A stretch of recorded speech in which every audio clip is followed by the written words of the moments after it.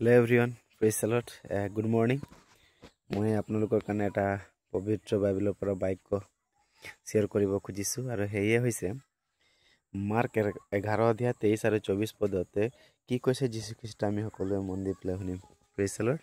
আৰু মই পাঠ কৰিম। হেয়ে হৈছে মই তোমালোকক স্বৰূপকৈ কওঁ যিকোনো এই পৰ্বতটোক যদি কয় ইয়াৰ পৰা উঠি গৈ সাগৰত পৰগৈ আৰু মনত সন্দেহ নকৰি যিজনে কয় আৰু তেওঁ যদি সেই ঘটিব বুলি বিশ্বাস কৰে তেন্তে তেওঁলৈ ঈশ্বৰে হেয়ে সিদ্ধ কৰিব।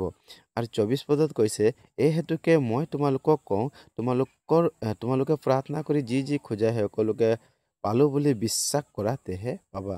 আমেন।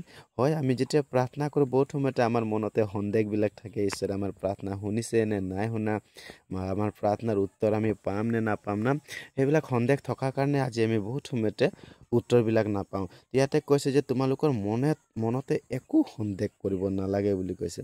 মনতে সন্দেহ নাৰাখি পেলাই মোক বিশ্বাস কৰে, ঈশ্বৰত বিশ্বাস কৰাৰ ভৰসা ৰাখা বুলি কৈছে না, তেহে ঈশ্বৰে তাকে সিদ্ধ কৰিব বুলি কৈছে।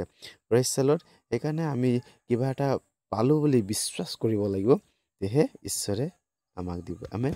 এই বাক্যৰ যোগেদি ঈশ্বৰে সকলোকে ব্লেছ কৰক। আমেন।